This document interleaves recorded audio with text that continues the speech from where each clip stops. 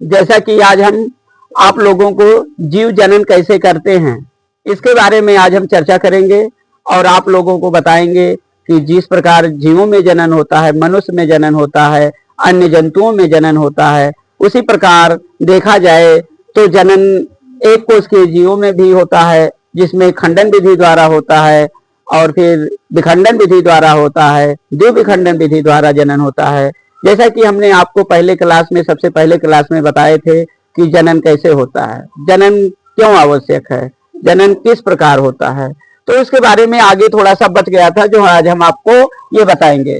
और जैसा कि आप जान रहे होंगे, पिछला क्लास पढ़ते चले आ रहे हैं और उसमें जो कुछ आपको जानकारी प्राप्त हो रही है उसको कमेंट के माध्यम से हमको बताते भी रहे कि वीडियो कहाँ से समझ में आया, क्लास कहाँ रुक रहा है, कहाँ नहीं समझ में आ रहा है, ये आप भी कमेंट करके बताते रहे आप लोग। और ये बता रहे हैं जीव जनन कैसे करते हैं। तो जनन की बात की जाए तो जनन क्या है, आपके सामने एक प्रश्न आएगा, जनन क्या है। तो जनन सभी जीवधारी अपनी जात की संख्या को बनाए रखने के लिए, अपना पृथ्वी पर अस्तित्व बनाए रखने के लिए या फिर पृथ्वी पर नष्ट होने से बचाने के लिए अपनी जाति को क्या करते हैं, वह मरने से पहले अपने समान संतान की उत्पत्ति कर लेते हैं, ताकि भावी पीढ़ी में आने वाले दिनों में उनकी जातियां बनी रहें, विलुप्त ना होने पाए, नष्ट ना होने पाए। जैसा कि आज हम इस वीडियो के माध्यम से चर्चा करेंगे कि जनन क्या है, जनन क्यों होता है, कैसे होता है, एक कोष के जीवों में जनन कैसे होता है। और जैसा कि आपने सुना होगा कि ये पौधों में भी, आवृतबीजी पौधों में या सरसों के पौधे जो आपके कक्षा 10 में भी है, कक्षा 12 में भी है, कि जीव जनन कैसे करते हैं। तो पौधों के बारे में भी वर्णन करेंगे, आपको बताएंगे कि पौधों में जनन कैसे होता है। जंतुओं में जननांग पाए जाते हैं, उन जननांगों में शुक्राणु, अंडाणु, एक कोशिकीय कोशिका का निर्माण होता है, जिसे जन्म कोशिकाएं या जनन कोशिकाएं या युग्मक कहते हैं। इसी प्रकार पौधों में भी जनन की क्रिया होती है और पौधों में जनन जो होता है उसमें पुष्प जब पौधों पर आने लगते हैं तो उसमें जननांग का विकास होता है। जब पुष्पों में जननांग का विकास होता है तो पुष्प के अंदर 4 भाग होते हैं, अध्ययन करने पर पता चलता है। और 4 भाग में होता है कि वाह्य दल पुंज, पुंकेसर, जायांग, और उसमें पुंकेसर भाग होता है जो पौधों में नर जननांग परागकण के रूप में होता है, जबकि मादा जननांग अंडकोशिका या जायांग के रूप में होती है। तो पौधों में जनन और एक कोशिकीय जीवों में जनन किस प्रकार होता है। जैसा कि आप जानते हैं, सभी जीवधारी अपनी जात की संख्या को बनाए रखने के लिए, अपनी जात को नष्ट होने से बचाने के लिए या अपना अस्तित्व बनाए रखने के लिए जनन करते हैं। इसलिए मरने से पहले अपने समान संतान की उत्पत्ति करते हैं। जिस प्रकार सभी पेड़ पौधे पुष्प का निर्माण करते हैं और बीज हजारों लाखों की संख्या में बनाते हैं और वह बीज पुनः नए पौधे का निर्माण करते हैं, इसलिए जनन आवश्यक है। जनन की आवश्यकता इसलिए भी है क्योंकि दिनों दिन बायोडायवर्सिटी के अनुसार पता चल रहा है कि भारत की अधिकांश जातियां, जीव जंतु, वनस्पतियां व पौधे विलुप्तता के कगार पर पहुंच गए हैं, संकटग्रस्त हो गई हैं, दुर्लभ जातियों में सम्मिलित हो गई हैं और उनको वैज्ञानिक रेड डाटा बुक में आंकड़ों को सब विवरण में प्रस्तुत कर रहे हैं। लाल आंकड़े की पुस्तक के अंतर्गत ऐसी जातियों और वनस्पतियों, पौधों और जंतुओं को सम्मिलित किया गया है जो क्या करते हैं कि विलुप्तता के कगार पर खड़े हुए हैं, चारों तरफ संकट से घिरे हुए हैं। तो प्रत्येक जीवधारियों की संख्या को पृथ्वी पर समान मात्रा में बनाए रखने के लिए उनको जनन आवश्यक होता है और जनन के द्वारा ही अपने जात की संख्या को बढ़ाते हैं। इस प्रकार जनन में देखा जाए तो अब बात आता है कि एक कोशिकीय जीवों में जनन कैसे होता है या बहुकोशिकीय जीवों में जनन कैसे होता है। अब इसके लिए क्या किया जाए कि एक कोशिकीय जीवों में देखा जाए तो एक कोशिकीय सूक्ष्म जीवों में जनन जो होता है खंडन विधि द्वारा ऐसे पौधों में होता है जैसे स्पाइरोगायरा, यूलोथेरिक्स। इसमें क्या होता है, जब शैवाल का तंतु तेजी से वृद्धि करता है तो कई खंडों में टूट करके विभक्त हो जाता है और समसूत्री विभाजन द्वारा नए पौधे का या शैवाल का निर्माण करता है। फिर इसी में आता है विखंडन विधि। ये एक कोशिकीय सूक्ष्म जीवों की बात कर रहे हैं। विखंडन विधि में जैसे अमीबा, पैरामीशियम आदि जंतुओं में क्या होता है कि कोशिका आकार में तेजी से वृद्धि करती है और वृद्धि करने के बाद में केंद्रक 2 भागों में बढ़ जाता है, केंद्रक के दो भागों में बंटने के बाद में कोशिका द्रव्य का विभाजन हो जाता है और एक अमीबा से दो अमीबा का निर्माण हो जाता है। इसी प्रकार द्विविखंडन की बात की जाए तो द्विविखंडन का जनन जैसे पैरामीशियम और यूग्लिना में होता है।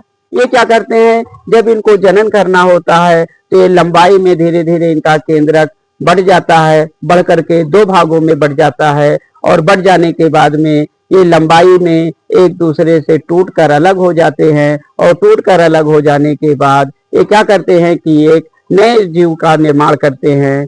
फिर इसी प्रकार अगर देखा जाए अगला अगला क्रम आता है तो अगला क्रम में आता है मुकुलन। मुकुलन हाइड्रा और ईस्ट कोशिकाओं में एक कोशिकीय कवक होता है। ईस्ट हाइड्रा का शरीर 20 कोशिकाओं से मिलकर बना होता है, फिर भी उसे प्रोकैरियोट में दोनों को रखा गया है। अब हाइड्रा में क्या होता है कि हाइड्रा में पहले क्या होता है कि जैसे कि एक हाइड्रा का जंतु है और उसमें धीरे धीरे वाह वृद्धि होती है। वह वृद्धि गोल रचना आकार में बदल करके अलग मात्र पौधे से अलग हो जाती है और टूटा हुआ मुकुल भी क्या करता है, अलग वृद्धि करके अनुकूल अवस्था आने पर और नए जंतु का निर्माण करता है। जैसे कि आपको बताया गया कि एक कोशिकीय जीव में जनन खंडन विधि द्वारा, एक होता है विखंडन विधि द्वारा, द्विविखंडन विधि द्वारा या मुकुलन द्वारा होता है। तो जब एक कोशिकीय जीव की बात की जाए तो इस विधि में अगर देखा जाए एक होता है खंडन विधि। खंडन विधि में होता है इस विधि द्वारा जनन एक कोशिकीय सूक्ष्म जीवों में पाया जाता है, जैसे अमीबा स्पाइरोगायरा। इसमें क्या होता है कि सर्वप्रथम ये सूक्ष्म जीव आकार में तेजी से वृद्धि करते हैं और तेजी से वृद्धि करने के बाद में इनका केंद्रक दो भागों में बढ़ जाता है। जैसे कि आप चित्र में देख पा रहे होंगे कि अमीबा का कोई निश्चित आकार तो होता नहीं है कि जैसे आप बना सकते हैं, जैसा आप बना पाए वही अमीबा है। तो अमीबा में क्या होता है कि ये एक कोशिकीय जीव है और ये है अमीबा अमीबा और ये है केंद्रक। अब जब अमीबा है तो अमीबा में क्या होता है कि एक कोशिका जो होती है तेजी से वृद्धि करके और उसका केंद्रक भी आकार में वृद्धि कर लेता है, जिसके कारण क्या होता है वो आकार में वृद्धि कर लेता है और उसके साथ भी क्या होता है कि विभाजन होता रहता है। अब इसके बाद में यही केंद्रक आगे चल करके दो भागों में बढ़ जाता है और जिसके कारण क्या होता है खंडन की क्रिया होती है और इसके द्वारा क्या होते हैं कि एक अमीबा का जीव समसूत्री विभाजन के फलस्वरूप उसका केंद्रक दो भागों में बढ़ जाता है और दो भागों में बंटने के बाद में दो अमीबा जीव बन जाते हैं, जैसा कि चित्र में आप देख पा रहे हैं। इसी प्रकार अगर स्पाइरोगायरा में बात की जाए तो स्पाइरोगायरा में भी खंडन विधि द्वारा जनन होता है, जैसा कि हम बना रहे हैं। आप देखिए ये स्पाइरोगायरा, स्पाइरोगायरा में भी ये क्या होते हैं कि फीताकार हरित लवक होते हैं और जब परिस्थितियां प्रतिकूल होती हैं तो इनको अपने जनन करने के लिए शैवाल क्या करता है, प्रतिकूल परिस्थितियों में बचे रहते हैं। तो अब इसमें क्या होता है कि जैसे ये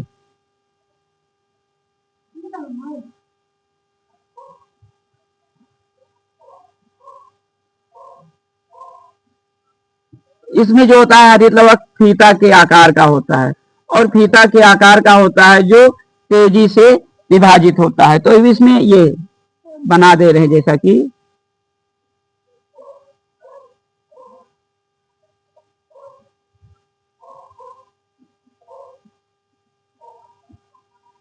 अब ये क्या है हरित लवक,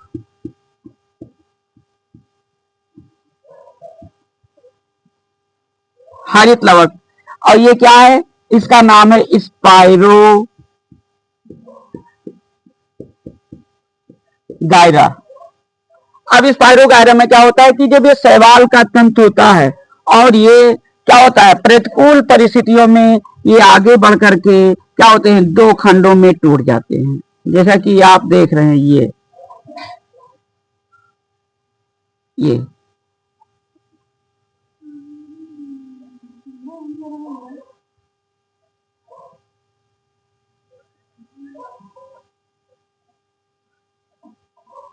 ये एक कोशिकीय शैवाल है जो तालाबों में पाया जाता है।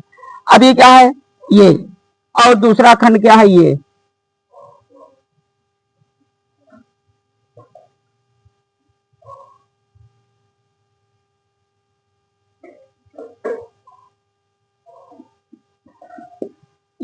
बीच वाला भाग होता है, यहाँ का भाग है, जैसे कि ये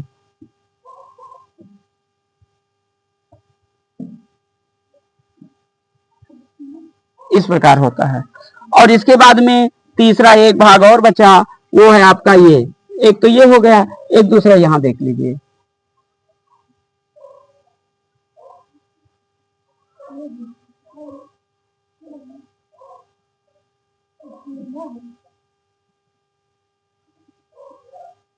ये हरित लवक है।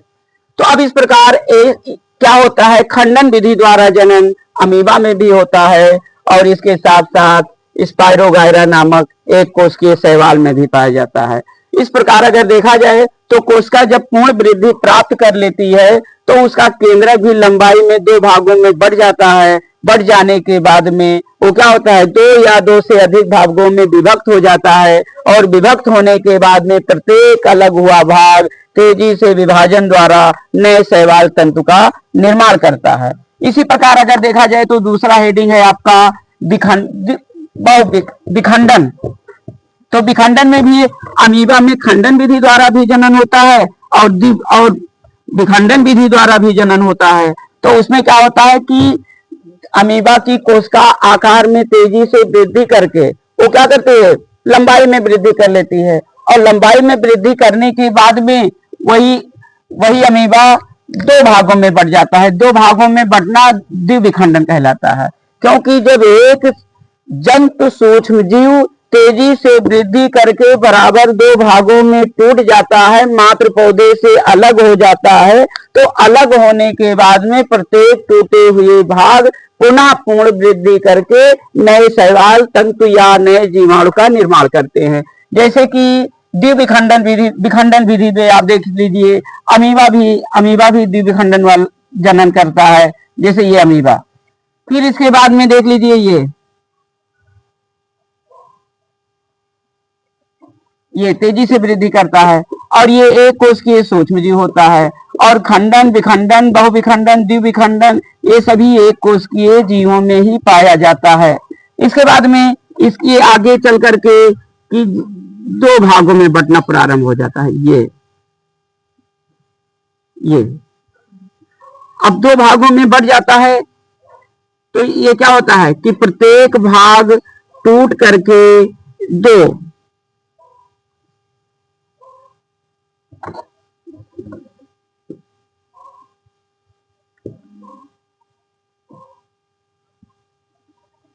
क्या करता है, 2 अमीबा का निर्माण करता है। तो जब एक जीव का शरीर 2 बराबर भागों में बंट करके 2 जीव का निर्माण करता है उसे द्विविखंडन कहते हैं। और ये द्विविखंडन की क्रिया उसमें भी पाई जाती है, युगलीना में भी द्विविखंडन द्वारा जनन होता है, जैसा कि आपने अमीबा में देखा। इसी प्रकार आता है कि एक कोशिकीय जीवों में मुकुलन द्वारा जनन। अब मुकुलन क्या है, मुकुलन एक प्रकार की क्रिया है। देखिए मुकुलन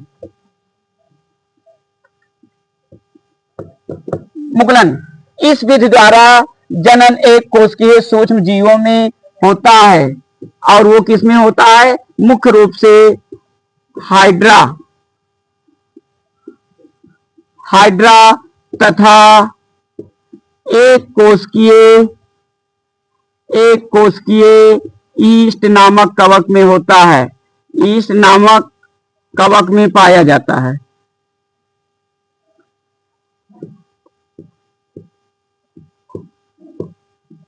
कवक में पाया जाता है।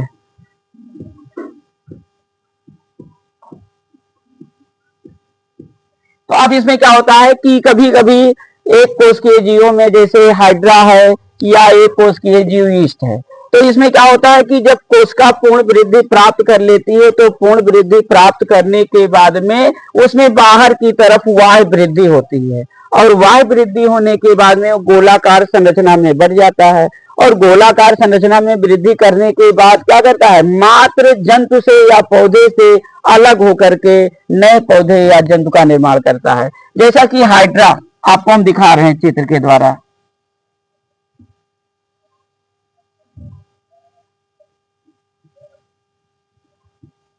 हाइड्रा में मुकुलन द्वारा जनन। तो हाइड्रा में मुकुलन द्वारा जनन क्या होता है कि जैसे एक साधारण हाइड्रा है, हाइड्रा के बाद इसमें 7 भुजाएं पाई जाती हैं। तो अब इसमें क्या होता है कि एक हाइड्रा ये,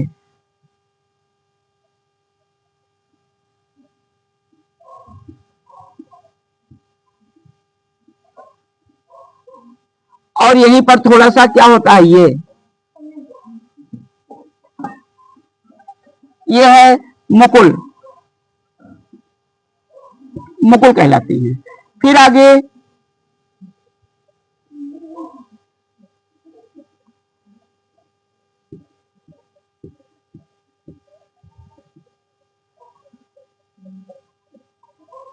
ये, अब आगे चल करके ये मुकुल और बड़ा हो जाता है, और ये मुकुल क्या करता है, एक नए हाइड्रा का रूप लेने लगता है, और आगे चल करके यही मुकुल टूट करके 2 भागों में बढ़ जाता है, और प्रत्येक जो मुकुल टूटता है, ये टूटता है तो ये क्या हो गया, एक ये हाइड्रा का रूप ले लेता है।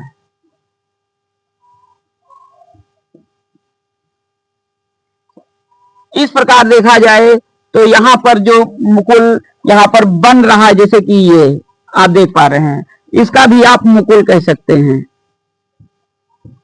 और यहाँ पर वृद्धि कर रहा है, यहाँ पर वृद्धि कंप्लीट कर लिया है, और इसके बाद में यहाँ टूट कर अलग हो गया। तो इस प्रकार अगर हाइड्रा में और उसमें ईस्ट कोशिका में देखा जाए तो मुकुलन विधि द्वारा सूक्ष्म जीव जनन करते हैं, और इस जनन के बाद में आता है कि जैसे आपका हो गया मुकुलन, खंडन, विखंडन, और इसके बाद में आ रहा है पुनरुद्भवन। ये भी एक प्रकार का जनन है जिसमें सूक्ष्म जीवों में कोई लैंगिक संरचनाएं या कोशिकाएं नहीं बनती हैं, और लैंगिक संरचनाएं या युग्म कोशिकाएं न बनने के कारण वे क्या करते हैं कि पूर्ण वृद्धि प्राप्त करके उनका शरीर अनुकूल अवस्था में कई खंडों में टूट जाता है, और कई खंडों में टूटे हुए भाग जो मात्र पौधे से अलग हो जाते हैं वह तेजी से विभाजन द्वारा नए तंतु का निर्माण करते हैं। इस प्रकार का अगर देखा जाए तो ये मुख्य रूप से स्पंज में अधिक मात्रा में पाया जाता है, उसके साथ में प्लेनेरिया डुजेसिया। अब इसमें देखा जाए कि प्लेनेरिया डुजेसिया में पुनरुद्भवन द्वारा जनन, पुनरुद्भवन, पुनरुद्भवन माने पुनर्निर्माण करना। अब जैसे कि है देखिए ये, जैसा कि आप देख पा रहे होंगे,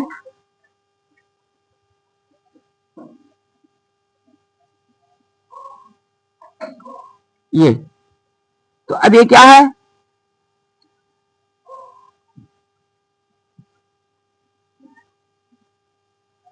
ये प्लेनेरिया,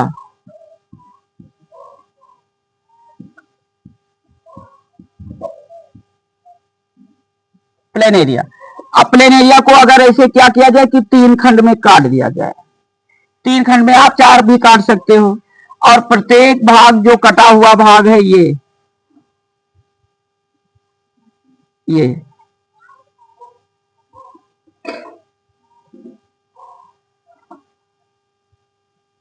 जो कटा हुआ भाग है,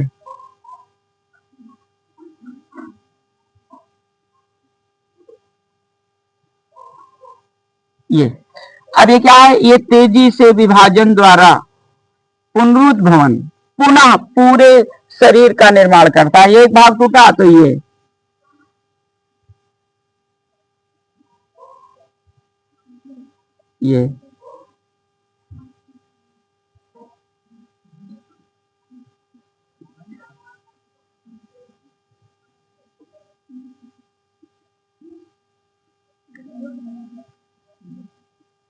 ये फिर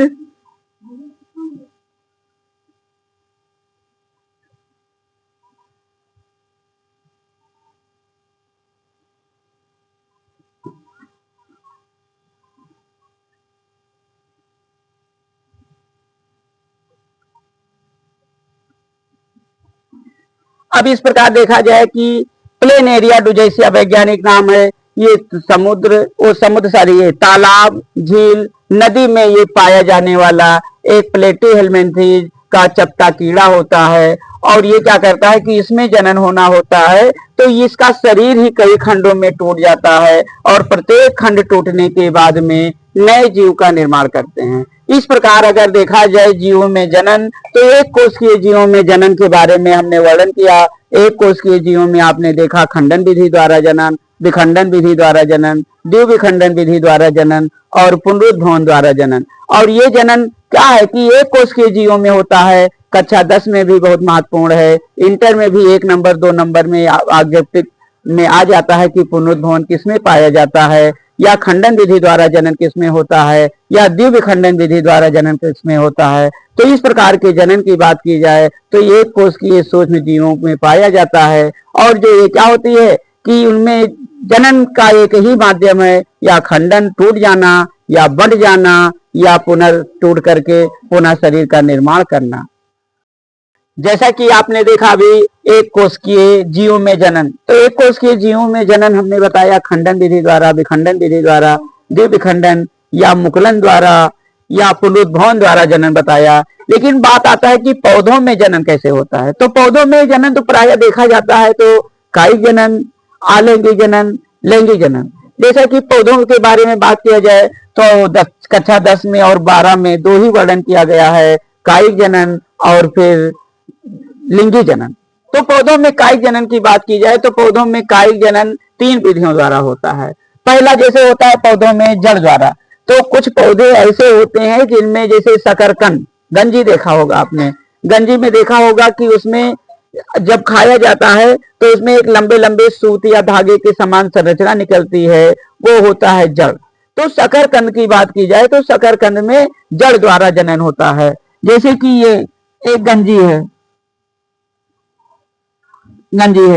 तो इसमें आपने देखा होगा खाते समय कि बहुत से धागे निकले होते हैं, ये जड़ ही होते हैं। और ये जड़ द्वारा जनन शकरकंद में होता है। जैसे कि साइनोडान दो घास में होता है, दो घास में भी कायिक जनन इस जड़ द्वारा होता है कि जैसे उसका अगला भाग शीर्ष भाग वृद्धि करता है तो मृदा से टच होकर के नए पौधे का निर्माण करता है। तो साइनोडान या दो घास में भी जड़ द्वारा जनन होता है। अब इसमें क्या होता है, इसमें जब ये गंजी होती है तो इसमें जड़ों में जगह जगह पर नाभ होते हैं, गांठ होते हैं, गांठ जैसी संरचना होती है। और ये संरचना क्या करती है, नए उसमें निर्माण के लिए पौधे के जिम्मेदार होती है। जैसे कि ये गंजी है आप देख रहे हैं, तो इसमें जड़ पूर्णतया धागे के रूप में फैला होता है। और एक गंजी लगाया ऐसे बन गया, ऐसे हो गया, ये फिर इस प्रकार। अब एक गंजी से एक ही गंजी निकले तो उसमें लगाने से किसान का भी क्या फायदा होगा। इसलिए गंजी जो होती है, शकरकंद जो होती है, उसके जड़ों में क्या पाए जाते हैं कि ये जड़ पाई जाती है। और प्रत्येक जड़ तेजी से वृद्धि करके नए पौधे का निर्माण करते हैं। तो अगर पौधों में कायिक जनन की बात की जाए तो शकरकंद में जड़ के द्वारा निर्माण होता है नए पौधे का। तो पौधे का वह भाग जब जड़ तेजी से वृद्धि करके नए पौधे का निर्माण करता है तो उसे हम जड़ द्वारा जनन कहते हैं। लेकिन बात आती है कि पौधों में जनन फिर तना द्वारा भी होता है। तो तना द्वारा जनन की बात की जाए तो तना का प्रयोग मुख्य रूप से गुलाब में देखा गया है, अनार में देखा गया है, और फिर गन्ने में देखा गया है, और बहुत आम के पौधे में देखा गया है कि उनके पौधे की शाखाओं को छोटे छोटे टुकड़ों में काट करके आधा भाग मृदा में गाड़ देते हैं, आधा भाग बाहर खुला छोड़ देते हैं। और कुछ जैसे गन्ने में देखा है तो गन्ने में गांठ के दोनों तरफ काट करके उसको मृदा के अंदर पूरा ढक देते हैं। अब उसमें होती है क्या, आपस उन तनों के बीच में कच्छस कलिका निकली होती हैं। और जैसे वो मृदा के नीचे दबाया जाता है, नीचे से जल और खनिज लवण को शोषित करके वो कच्छस कलिका तेजी से क्या करती हैं, मूलांकुर बनाती हैं। वह मूलांकुर मृदा के अंदर से जल और खनिज लवण को शोषित करती हैं और वही धीरे से ऊपर मृदा के बाहर परांकुर के रूप में निकलती हैं जो नए पौधे का निर्माण करती हैं। अब तने द्वारा जनन देखा जाए तो जैसे कि देखा आलू में भी देखें, आलू भी तना है एक प्रकार का। आलू में भी आंख पाए जाते हैं जो सल्क पत्रों द्वारा घिरे होते हैं, जिसे आंख कहते हैं। और जबकि गुलाब में भी देखा गया, आम में भी देखा गया, इसके साथ साथ सेब का भी, अनार का भी कलम लोग काट कर लगाते हैं। तो तनों द्वारा जनन अनेक पौधों में व्यापारिक स्तर पर उनके उत्पादन को बढ़ाने के लिए तना द्वारा जनन कराया जाता है। और वह तेजी से, जैसे एक गन्ना है तो एक गन्ने में 10 पार्ट काट लिया तो 10 गन्ने बन गए। तो अब इसी प्रकार क्या होता है, जितनी कच्छस कलिकाएं गन्ने में निकलेंगी गांठ पर, उतने गन्ने निकलेंगे।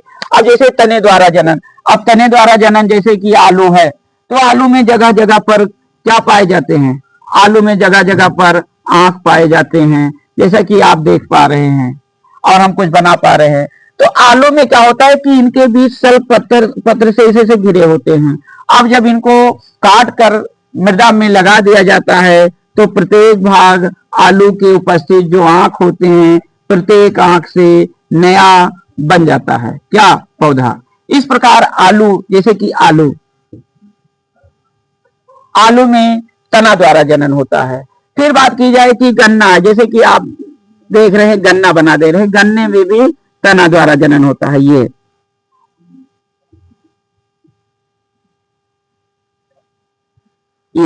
अब यहां पर ऐसे कच्छस कलिकाएं निकलती हैं, ये आपने देखा होगा, ये कच्छस कलिकाएं निकलती हैं। अब इनको क्या किया गया, ऐसे मृदा में ऐसे लगा दिया गया, ये है मृदा, और मृदा में इनको ऐसे लगा दिया गया, कलम काट कर गन्ना को ऐसे मृदा में लगा दिया गया।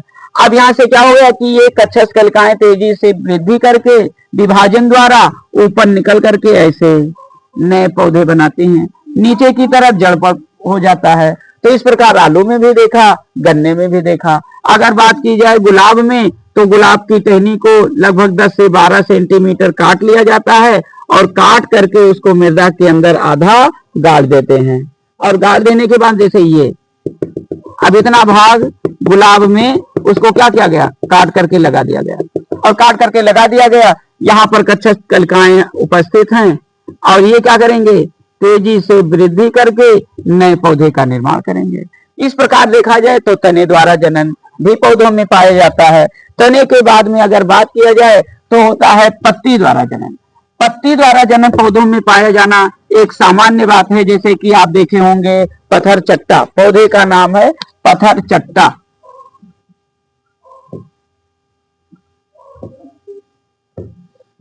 पत्थर चट्टा या कहते हैं बोलचाल की भाषा में अजूबा, या कहते हैं दूसरा पौधा है क्लेंचो।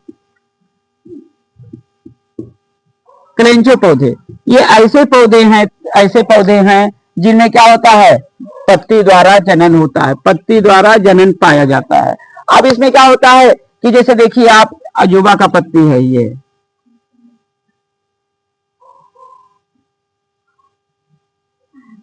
आपने देखा होगा इसे कि ये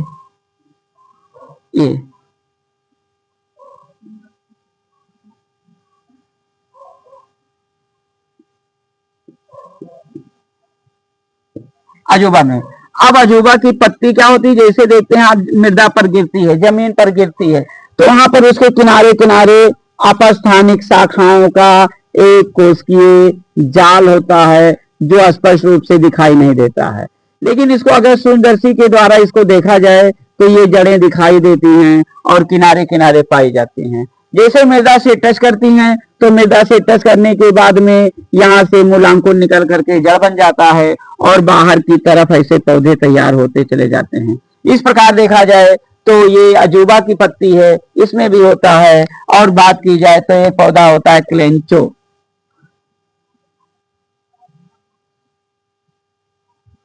ये क्लेंचो, ये लंबा सा पौधा है और बहुत मोटी मांसल पत्तियां होती हैं इसकी, और लगभग अजूबा के समान या ब्रायोफिल्म कहते हैं। अब ये जैसे मृदा से यहाँ मान लीजिए कि ये टच हुआ, मृदा में इसकी पत्तियां बड़ी बड़ी होती हैं, और जैसे इसका शीर्ष भाग मृदा से टच हुआ तो यहाँ से अंकुरण द्वारा ऐसे नए पौधे का निर्माण कर देते हैं। इस प्रकार पत्ती द्वारा जनन भी होता है। अब पौधों में अगर कायिक जनन की बात की जाए तो कायिक जनन जड़ द्वारा, पत्ती द्वारा, तने द्वारा जनन होता है। इसके बाद में आगे वर्णन है, कक्षा 10 में भी इंपॉर्टेंट है, कक्षा 12 में भी महत्वपूर्ण क्वेश्चन है। इसके साथ ही साथ बात की जाए तो पौधों में लिंगी जनन, पौधों में लिंगी जनन की बात की जाए तो पौधों में क्या होता है कि लिंगी जनन पौधों में पुष्पों में पाया जाता है। लिंग जनन यानी जनन कोशिकाओं का निर्माण पौधों के पुष्पों में होता है। और पौधों में लिंगी जनन का वर्णन अभी हम अगले क्लास में वर्णन करेंगे।